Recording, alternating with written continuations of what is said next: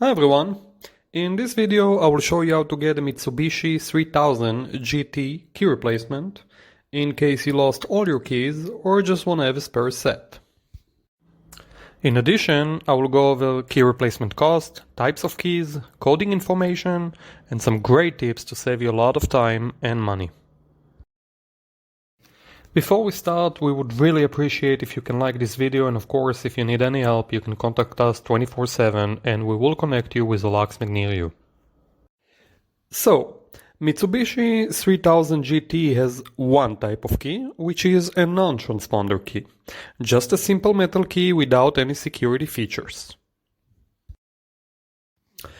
Between 1991 and 1999, we have a non-transponder key with part number X176 or MIT1. Now it's time for tip number 1. When you call for service, remember to provide the locksmith, dealer or mechanic either the exact year, make and model of your car or the VIN number. This way they can make sure they have the right key blank for your vehicle.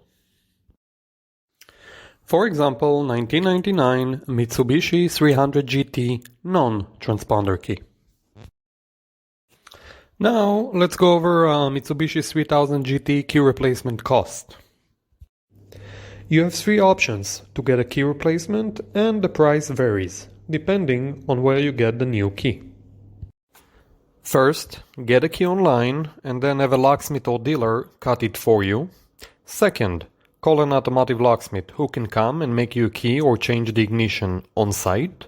And third, tow the car to the shop. Here is a rough estimate. How much should it cost to get a replacement non-transponder key when no codes are available? A locksmith should charge you between $50 to $200, the dealer between $120 and $270, and a mechanic between $80 to $230. Now, some tips to save you a lot of time and money. First, call a few locksmiths, get a few quotes. This is very important as some locksmiths are very busy on a given day and some aren't. Use it for your advantage. Second, try to call a few companies, even if they are not located right next to your location. Most locksmiths offer a mobile service, sometimes up to 30-mile radius. So even though the business address might be far from you, they might be helping the customer right next to you. Do your research, it will pay off. Third, try to schedule an appointment, if you can wait a while. Most locksmiths would prefer to give you a 10, even 15% discount if you can wait while they finish another job. This way, it can work out for everybody. You get a discount, they get a job. Ask for it. Don't be shy. Finally, just like a mortgage, try to negotiate. If you find a better quote, tell them. Who knows? Maybe they will give you a better one. Now, regardless of which type of key you add, let's make sure you ask the dealer or locksmith for your key code, which can save you between $50 to $100 in case you need a new key in the future. Let me explain. In order to cut your new replacement key, the dealer or locksmith need to get a key code, which tells them the right cuts of your key to match the doors and ignition cylinders.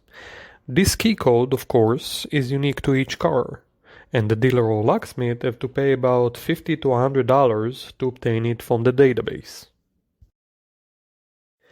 Now, since they already cut your replacement key, it means you already paid them for this key code, so it's yours to keep.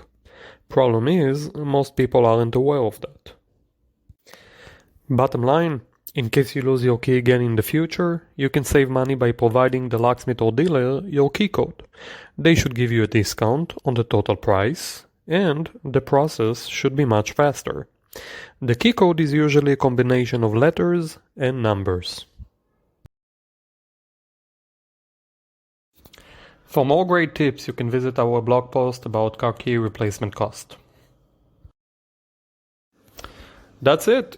I hope you liked this video and would really appreciate if you can give us the thumbs up, and thanks a lot for watching.